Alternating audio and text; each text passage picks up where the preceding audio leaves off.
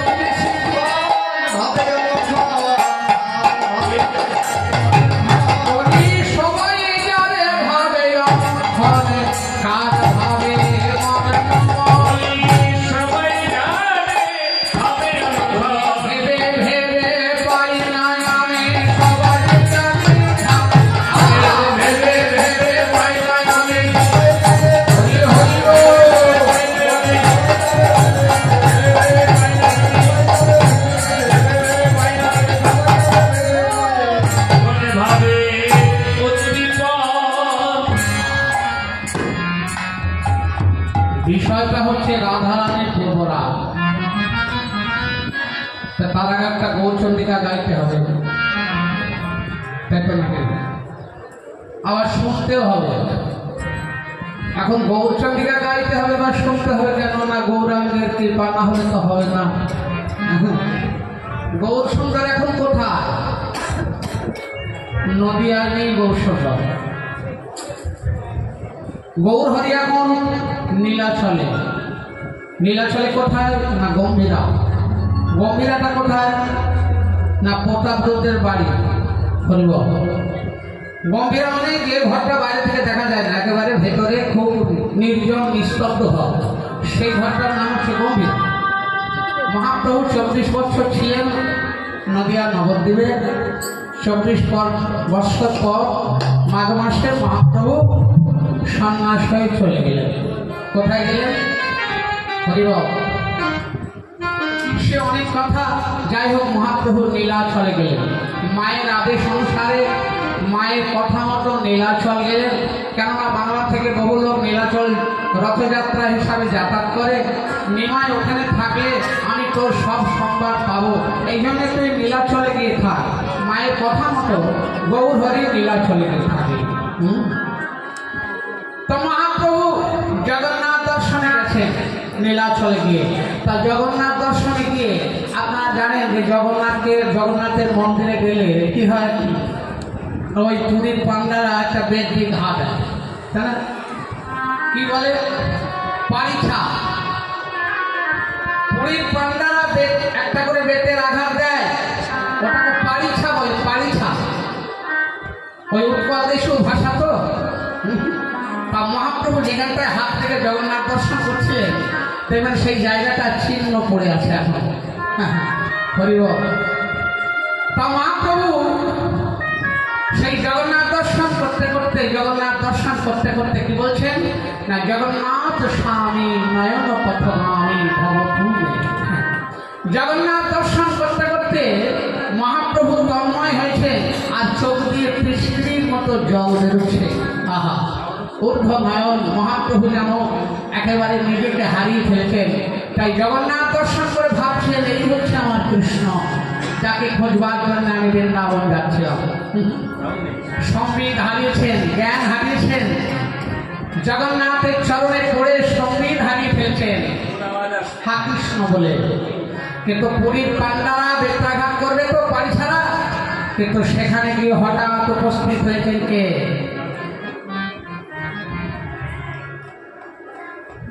না মহাপ্রভুর যিনি গুরুদেবের গুরুদেব কে? হরিবল। তিনি গিয়ে উপস্থিত হয়ে বলছেন, না সার্বভৌম পণ্ডিত বলছেন এই সন্ন্যাসীর গায়ে কেউ স্পর্শ করবে না। হরিবল। অনেক সন্ন্যাসী আমি দেখেছি, কিন্তু এরকম সন্ন্যাসী পুরীতে কেউ কোনোদিন দেখেনি। হাজার হাজার লোক আসছে মহাপ্রভুকে দর্শন করবার জন্য। মহাপ্রভু সম্বিত হারিয়ে পড়ে আছে জগন্নাথের চরণে, বলতে সবাই মিলে হরিনাম করো, নিতাই গৌর হরি বল। সবাই হরিনাম করো। হরিনাম করতে করতে মহাপ্রভু সম্বিত ফিরে এলো। হরিবল হরিবল। মহাপ্রভু সম্বিত যখন ফিরে এলো, তখন পণ্ডিত মশাই বলছে যে একে নিয়ে আমার বাড়ি দিয়ে দাও। মহাপ্রভুকে নিয়ে হরিবল সবাই পণ্ডিত মশাইয়ের বাড়িতে।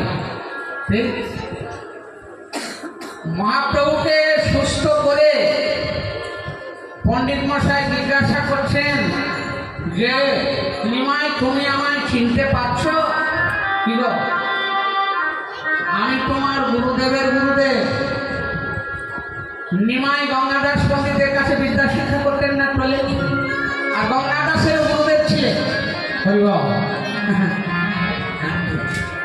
তো বলছে আমি তোমার গুরুদেবেরও গুরুদেব, তুমি আমায় চিনতে পারছো? বলছে হ্যাঁ। বললেন এত অল্প বয়সে সন্ন্যাস গ্রহণ করে কাজটা ভালো করোনি নিমাই। হরিবল হরিবল। এত অল্প বয়সে সন্ন্যাসী নিয়ে কাজটা ভালো করোনি।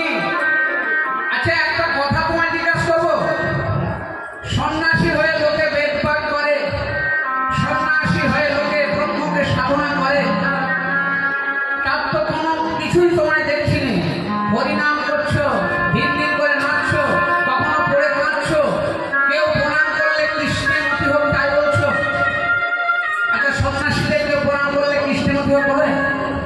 হ্যাঁ, হরিবল হরিবল। সন্ন্যাসীরা বলে যে ব্রহ্মচর্য অবলম্বন হোক, ব্রহ্মের পরম ব্রহ্মের কৃপা হোক, তাই বলে। সন্ন্যাসী তো ব্রহ্ম নিয়ে ব্যস্ত, তো তুমি কৃষ্ণের কৃপা হবে কথা বলো কেন? ওই জগন্নাথের মন্দিরে গিয়ে নাচ করছিলে কেন, খাচ্ছিলে কেন? কি হয়েছিল তোমার? ভূতে পেয়েছে নাকি? তুমি বেদ পাঠ করো। মহাপ্রভু কোনো কথাই বলছেন না। তারপর বলছেন, নিমাই, কাল থেকে তোমাকে আমি বেদ পাঠ করে শোনাবো। তোমাকে বেদ পাঠ করে কালকে থেকে শোনাবো।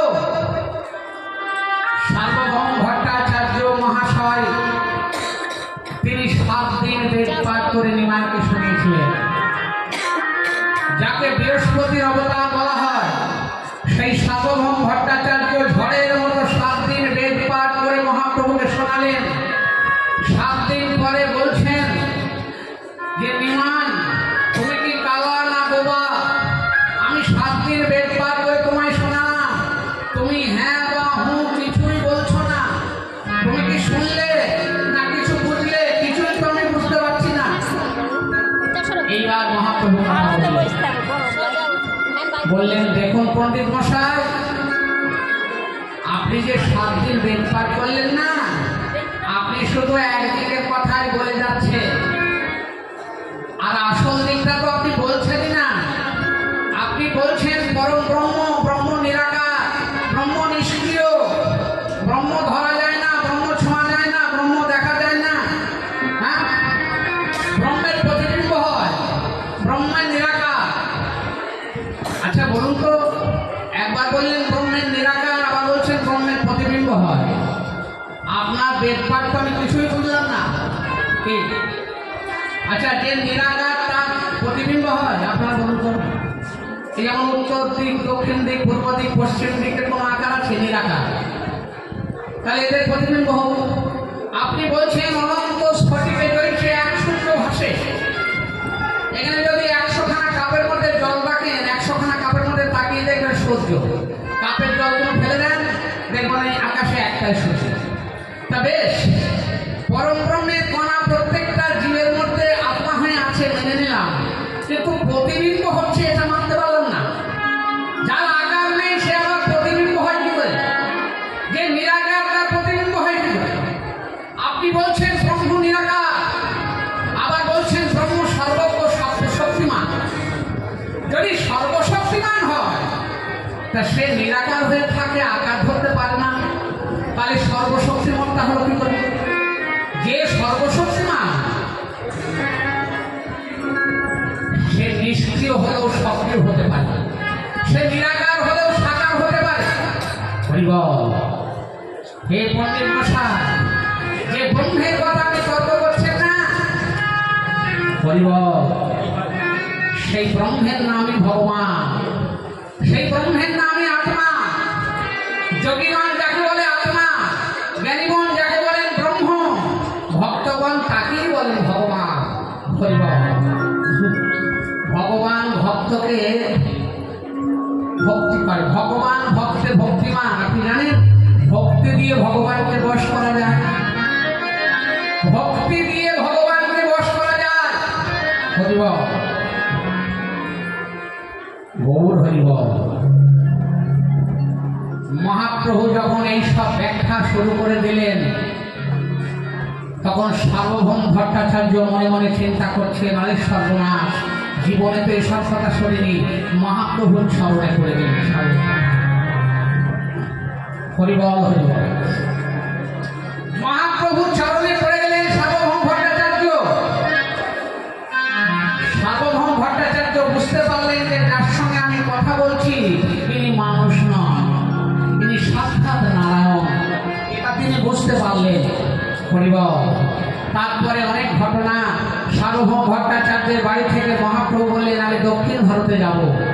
সার্বভৌম ভট্টাচার্য বলে দিলেন, দক্ষিণ ভারতের বিদ্যানগরে রায় রামানন্দ বলে একজন জমিদার আছে, যদি পারো প্রভু তার সঙ্গে একটু সাক্ষাৎ করো।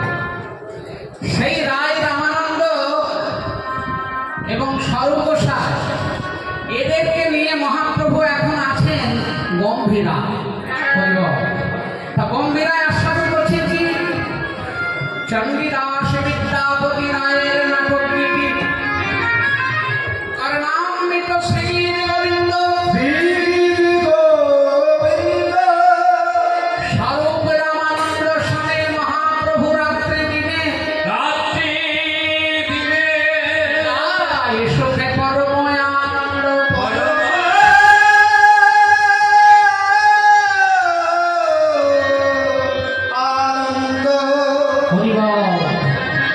মহাপ্রভু এখন গম্ভীরায় স্বরূপ রামানন্দ সিটি মাইতি মাধবী দেবী এদের নিয়ে কৃষ্ণ রস আস্বাদন করছে। ঠিক রাধারানীর কেমন ভাব হয়েছিল? কোথায় ভাব হয়েছিল না শ্রীরাধিকার ভাব হয়েছে উদ্ধব দর্শনে। শ্রীকৃষ্ণ যখন দ্বারকা থেকে উদ্ধবকে পাঠালেন বৃন্দাবনে যে এদেরকে একটু সান্ত্বনা দেওয়ার জন্যে, তখন উদ্ধবের সঙ্গে রাধারানীর দর্শন যখন হলো তখন রাধারানী উদ্ধবকে দেখে যে ভাব হয়েছিল মহাপ্রভুর আজকে ঠিক সেই ভাব। হরিবল অনর্গল তিনি কৃষ্ণ বলে কাঁদছেন। দেয়ালের সঙ্গে মুখ খুঁজছে, ঠোঁটগুলো ফুলে ফুলে গেছে, ঠোঁটগুলো চিড়ে চিড়ে গেছে, রক্ত পড়ছে, সেদিকে খেয়াল না। মহাপ্রভু কখন কাকে জড়িয়ে ধরছেন, হয়তো দেয়ালে গিয়ে মাথা খুঁজছেন, হা কৃষ্ণ হা কৃষ্ণ, দেখা না দেখা না।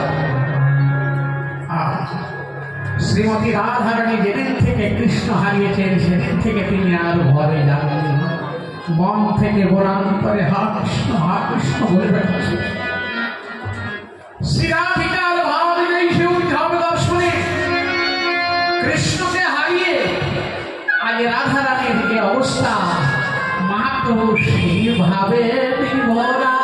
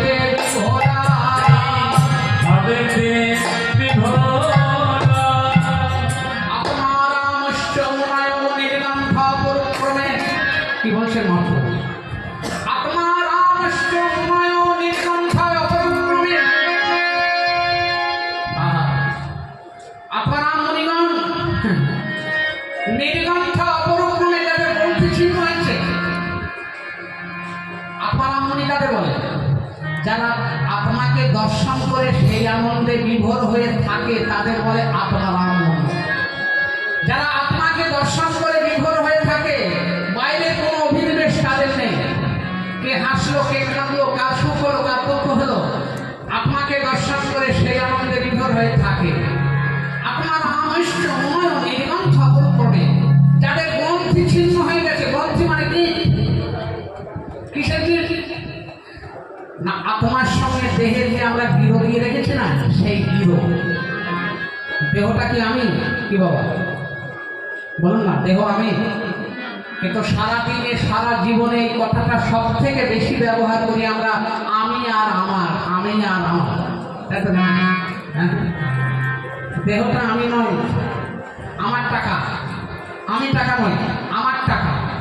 তেমনি আমি দেহ নয়, আমার দেহ। তাহলে দেহ তো আমি নয়, কি বোঝাচ্ছে কোথায়? তাহলে আমি তাকে আমি তাকে, দেহ আমি নয়, হাত দোকান আমি নয়, পেটটা আমি নয়, মাথাটা আমি নয়, আমি তাকে। এটাই তো জানা হলো। আমি দাবি করি বুঝিতে না পারি, কে যাবে আমাদের আছে কি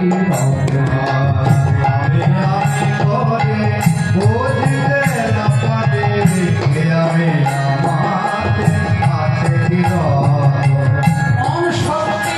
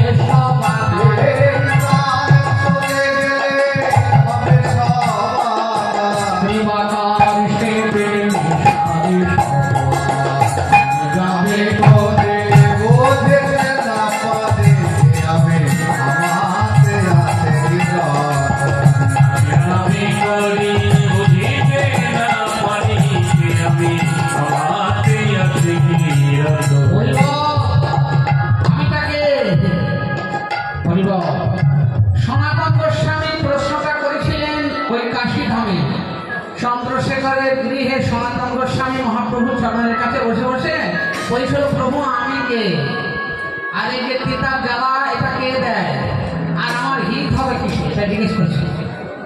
মহাপ্রভু উত্তর বলছেন, জীবের স্বরূপ হয় নিত্য কৃষ্ণ দাস, শ্রীকৃষ্ণের তটস্থা শক্তি ভেদাভেদ প্রকাশ। যারা ব্রহ্মের উপাসনা করে, কি তাই না, যারা ব্রহ্মের উপাসনা করে তারা কি বলে, যারা জ্ঞান মার্গের ভক্ত তারা কি বলে, যে কৃষ্ণ যে আমি পাই, তাই কখন হয় বলে কৃষ্ণে কি কি আছে, কৃষ্ণের স্বরূপ কি না, সচ্চিন আনন্দ বিগ্রহ, তাহলে সবটা চৈতন্য আনন্দ আমার মধ্যেও আছে, যেহেতু কৃষ্ণের অংশ আমি, কৃষ্ণ হলো অংশে, আমি হলাম অংশ, তাহলে কৃষ্ণে যা আছে আমাদেরও তাই আছে, তাহলে কৃষ্ণ যা আমিও তাই, তাকে হয় কি, আপনার কি বল। আচ্ছা, সমুদ্র থেকে এক বালতি জল নিয়েছে, ওই বালতির জল যদি বলে সমুদ্র যে আমিও তাই, তাকে হবে। আর বালতিটা তো সমুদ্রের জল নাকি, সমুদ্র থেকে এক বালতি নিয়েছে বালতির জল, বলছে সমুদ্র যে আমিও তাই।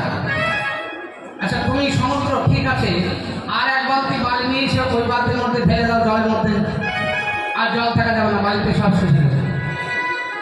এবার গাড়ি গাড়ি বালি নিয়ে গিয়ে সমুদ্রে ঢালো, কিছুই বলে যাবে না, যেমন জল থাকবে। হ্যাঁ, হরিবল হরিবল। তাহলে তত্ত্বগত দিক হলে এক হলেও পরিমাণগত এক নয়।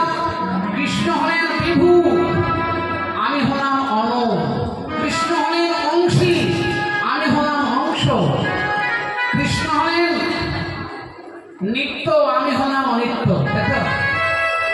আমার দেহটা অনিত্য, দেহটা নিত্য নয়, দেহটা থাকবে না, আমার কাছে কাল থাকবে না, যার কাছ থেকে ধার করে নিয়ে আসা হয়েছে সে চাইবে কি দিতে হবে, কি মৃত্যুর কাছ থেকে ধার করা হয়েছে না, মৃত্যু যখন সে এসে দাঁড়াবে, দেহটা আমার কাছে ধার করতে দিয়ে দাও, তাহলে আত্ম রামকৃষ্ণ মনায় নির্গন্থ পরক্রমে পূর্বন্তি অহৈ কবিন ভক্তি মিথুনান্ত তরুণ হরি। যারা আত্মকে দর্শন করে সেই আনন্দে বিভোর হয়ে বসে থাকে, এইরকম মুনিগণ গোবিন্দকে দর্শন করে গোবিন্দের চরণ ভজনের জন্য আপ্লুত হয়ে যায়। হা কৃষ্ণ হা গোবিন্দ বলে হাত তুলে কীর্তন করে, নেতাই গৌর হরিব।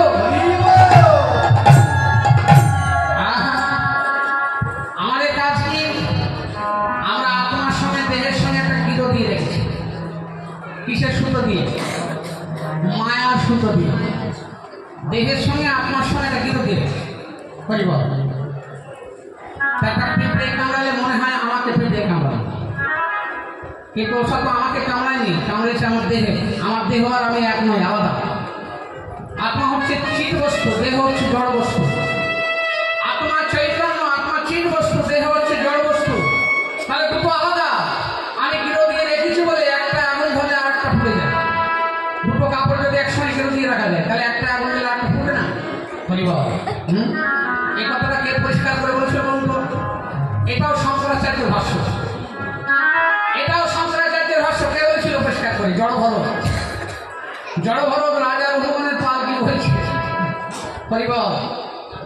তার রাজা রঘুগণের পালকি বইতে বইতে একটা লোক কম আছে, দেখছে না পাগল বসে আছে, ও তো পাগল নয়, ও কথা বলতে পারে কিন্তু কথা বলে না। ভরত মুনি, যার নামে ভারতবর্ষ, ভরত রাজা, যিনি হরি বলতে মনে গিয়ে হরিণ ভজিছিলেন, কি আমাদের মতো আমরা সবাই কৃষ্ণ বলতে এসেছি, কৃষ্ণ ভজার নাম করে এসে কাকে বলবি, কৃষ্ণ ভজা হচ্ছে হরিবল। কৃষ্ণ বলতে এসেছি, গলায় মালা দিয়ে তিলক দিয়ে গুরুর কাছে দীক্ষা নিয়ে, আর বাবা ভালো করে নিজের দিকে তাকান। সবাই তো আমরা নিজের দিকে তাকাইনি, নিজের দিকে চোখ পড়ে না, চোখটা শুধু পরের দিকেই বেশি পড়ে, তাই না বাবা?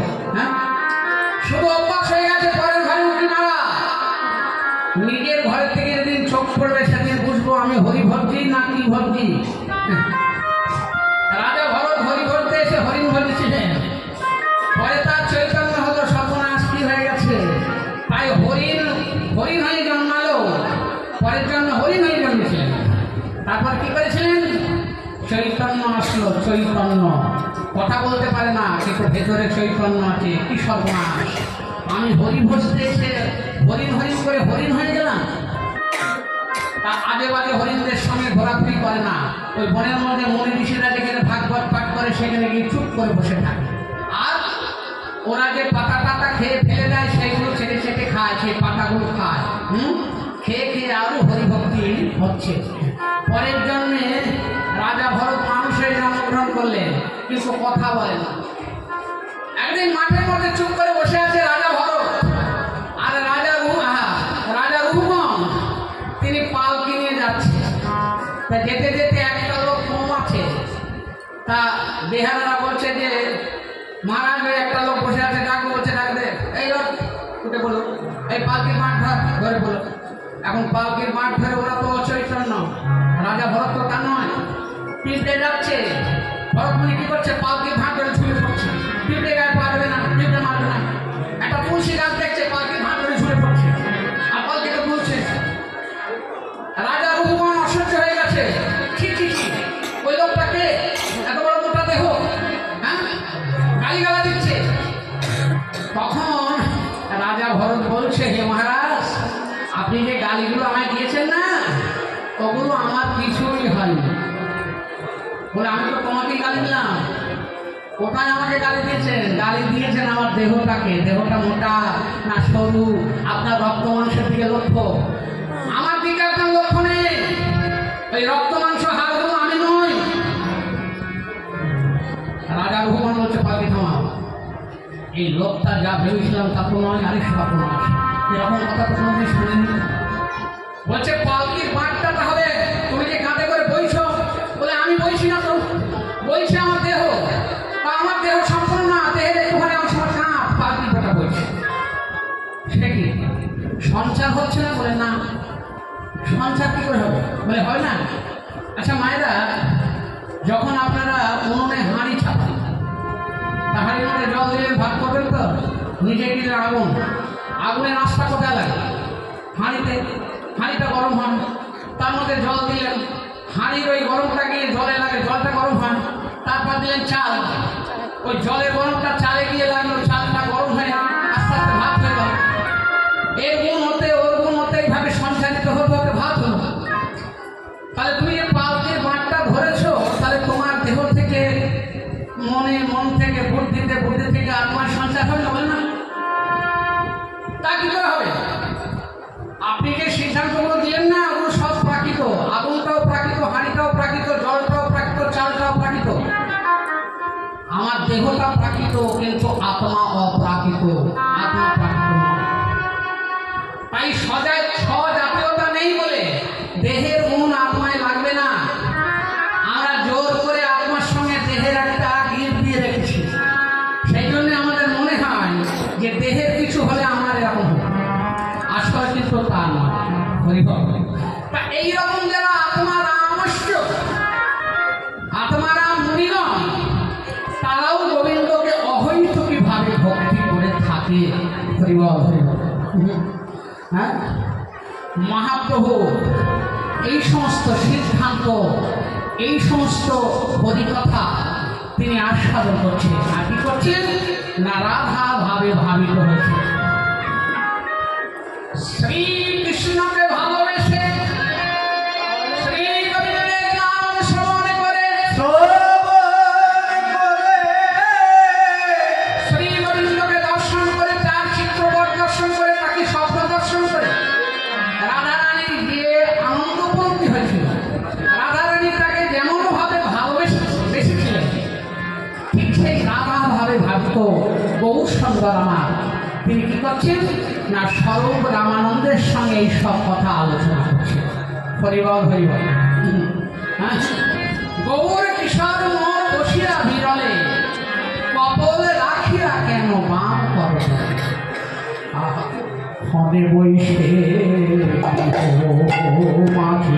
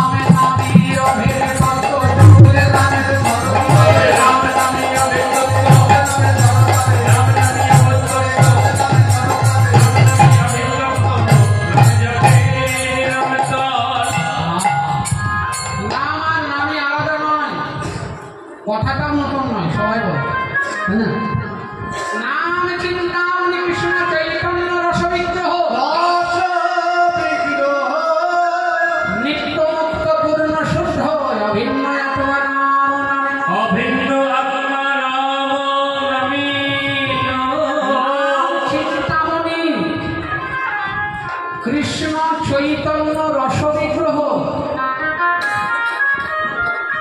তাহলে নাম আর কৃষ্ণ আলাদা নয়। কৃষ্ণ যেমন নিত্য বস্তু, নামও নিত্য বস্তু। কৃষ্ণ যেমন শুদ্ধ, নামও শুদ্ধ। হ্যাঁ, কৃষ্ণ যেমন মুক্ত, নামও মুক্ত। কৃষ্ণের মধ্যে যা যা গুণ বা যা যা শক্তি আছে, হরি নামের মধ্যেও তাই তাই আছে। তাহলে কলিযুগের নাম রূপে কৃষ্ণ অবতার, কি বাবা তাই তো? কলিযুগের নাম রূপে কৃষ্ণ অবতার। সেই নামকে যদি আমরা আশ্রয় করি তাহলে কৃষ্ণের কৃপা পেতে বিলম্ব হবে। নাম সারে সর্বপাপ প্রণাশনম। নাম সংকীর্তনকে আশ্রয় করলে সর্বপাপের নাশ হয়। আর কি প্রণাম দুঃখ সমস্ত নমামি হরির পরা। প্রণাম করতে হবে, এরকম গোটা প্রণাম নয় এখন যেটা হচ্ছে। এরকম করবেন না, এটা আরো খারাপ হয়। আপনার ইচ্ছা না হলে প্রণাম করবেন না। যদি প্রণাম করতে ইচ্ছা করে তাহলে হাত দুটো জোড় করে কপালে ঠেকে প্রণাম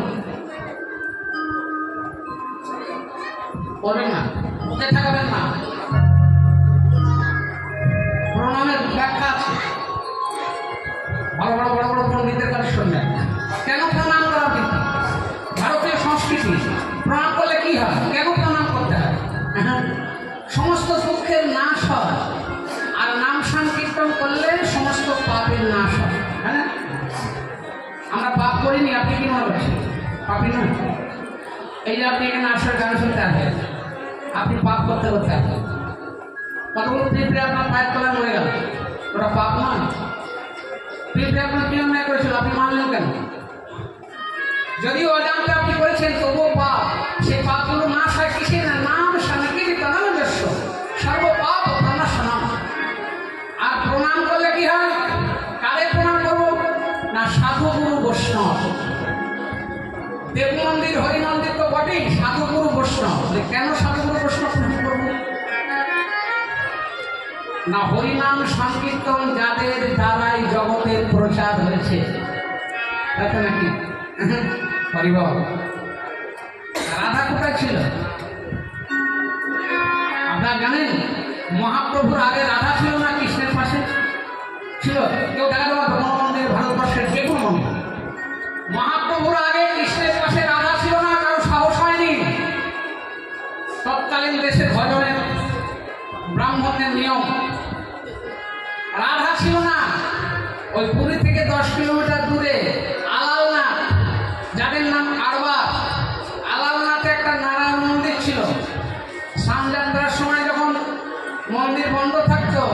পঞ্চদশ দিবস মহাপ্রভু ওইখানে নারায়ণকে দর্শন করে প্রাণ জোড়াতে, কিন্তু নারায়ণের পাশে লক্ষ্মীও থাকবার অধিকার পায়। রাধারানী এসছে মহাপ্রভুর পরে। মহাপ্রভু যখন সাধন ভজন বুঝিয়ে দিয়েছেন যে কৃষ্ণ কি, নারায়ণকে, রাধারানী বাকে, লক্ষ্মী বাকে, তারপরে আস্তে আস্তে রাধারানী এসছে। কি তাই তো নাকি? তার আগে রাধারানী ছিল না, রাধা কৃষ্ণের ভজন ছিল না, শুধু নারায়ণ ভজত লোকে। তার আগে শিবকে ভজত লোকে, তার আগে ভজত ওই দেবতাদের রাজাকে যেন কি বলুন, হ্যাঁ ইন্দ্রকে ভজনা করতো। ইন্দ্রকে পুজো করলে বৃষ্টি টিষ্টি হবে, সব নিবারণ করেছেন শ্রীকৃষ্ণ। মূল ভজনটা দেখিয়ে দিয়েছেন সাধুদের। এই জন্য সাধুদের হৃদয়ে গোবিন্দ থাকে। সাধু কৃপার অনেক দাম। কৃষ্ণের কৃপার চাইতে সাধুদের কৃপার দাম অনেক বেশি, শক্তি অনেক বেশি। কি তাই তো নাকি? ভাগবতে দেখবেন আছে, ওই নারদ মুনি রোজ হরিনাম করতে করতে যায় তো কৃষ্ণের কাছে যায়। একজন চাষি ধান মলন দিচ্ছে, বলছে ও ঠাকুর তুমি রোজ হরিনাম করতে করতে কোথায় যাও? বলে জানিস রে আমি ভগবানকে গান শোনাতে যাই। বলে তাই নাকি? একটা কথা শুনবে? তোমার দুটো পায়ে পড়ে বলছি, আমি 15 বছর বিবাহ করেছি, একটা ছেলে পিলে হলো না, তো ভগবানকে জিজ্ঞেস করো না আমার একটা ছেলে পিলে হবে কিনা। তা বলছে ঠিক আছে।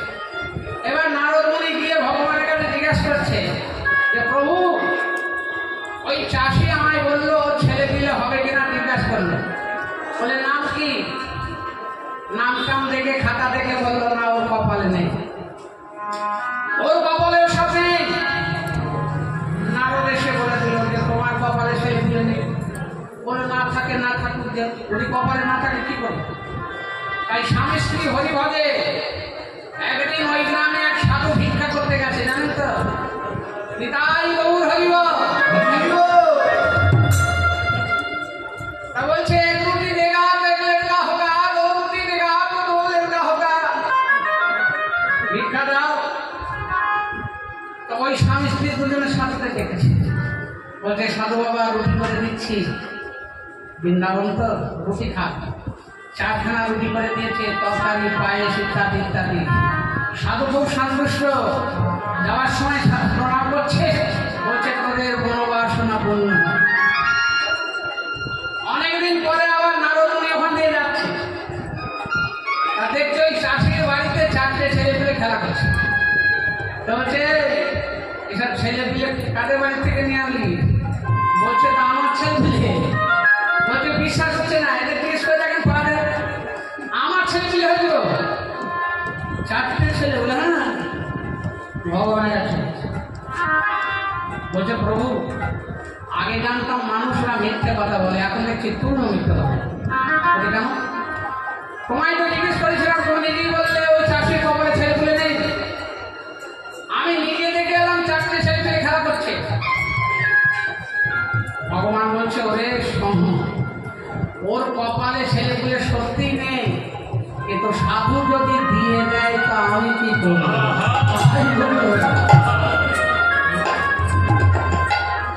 সাধু দিয়ে দিলে আমি কি করব? সাধু সেবা করেছে তার ফল। হ্যাঁ, একটুখানি যদি কেউ সাধু সেবা করি আমরা, তার ফল আমাদের পাওনা উচিত। লবমাত্র সাধু সঙ্গ সর্বসিদ্ধি হয়। একটুখানিও যদি আমরা সাধু সেবা কেউ করি, সাধুর কৃপা, সাধুর আশীর্বাদ খুব মজবুত, খুব শক্তিমান। কৃষ্ণের কৃপার অপেক্ষা রাখে না। এমন পাপ আমি করেছি যে আমাকে 100 বছর নরভোগ করতে হবে, কিন্তু সাধু যদি বলে হ্যাঁ হইব, তোর মনোবাসনা পূর্ণ হোক, আর নরভোগ করতে। সাধুর কৃপা। তাই সাধু গুরু বৈষ্ণব দেখলে অন্তত মাথাটা নোয়াতে হয়, প্রণাম করতে হয়। যাকে বলে প্রণাম তাই জপে নাম অবিরাম, জপে নাম অবিরাম, অবিরাম অবিরাম, জপে নাম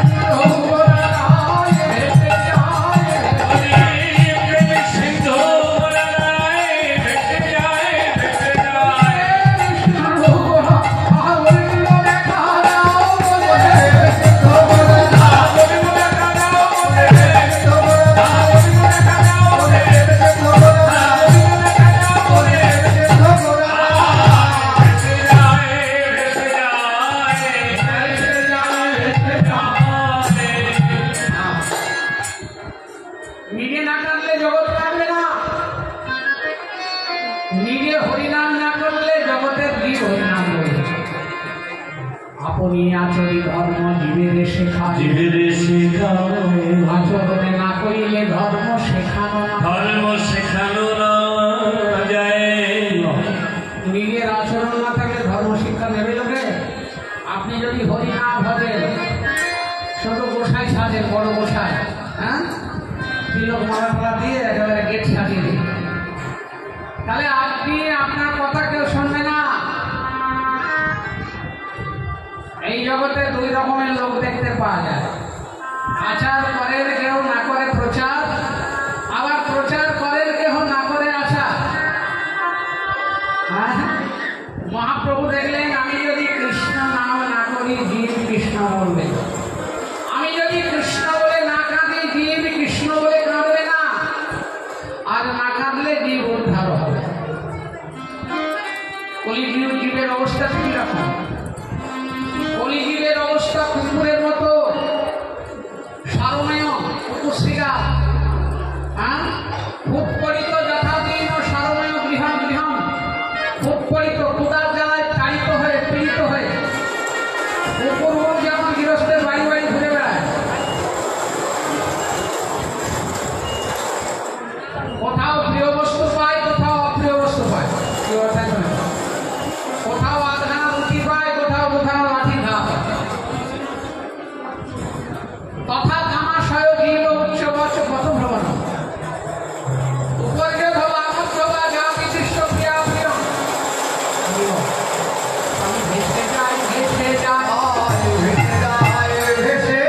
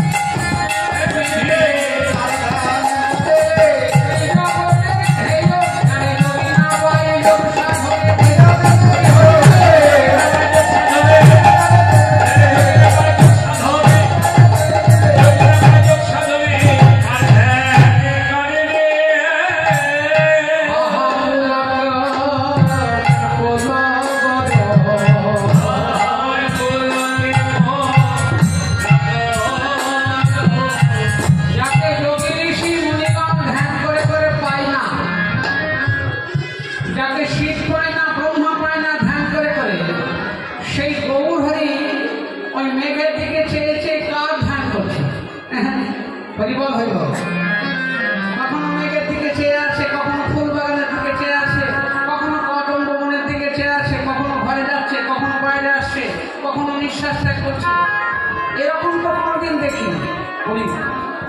একভাবে আকাশের দিকে চেয়ে আছে, হরিবল হইল কে